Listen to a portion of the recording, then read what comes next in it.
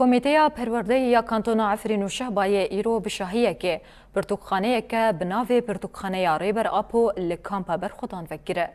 دشاهی وکرنا پرتوکخانه ده گوچبرین عفرینی اند کامپین برخودان و سردمیده بجدار بون. پشت دقیقه که ریزگرتن آخافتن هاتین کرن. آخیوران وکرنا پرتوکخانه پیروز کرن و دیار کرن. کو بسایا فلسفه ریبر عبدالله اوجلان او گهشتن هبون و ناسنامه آخواه. پشتی آخافتنان خلاتن جبو پرتوکخانه هاتن داین و گووند هاتن گراندن.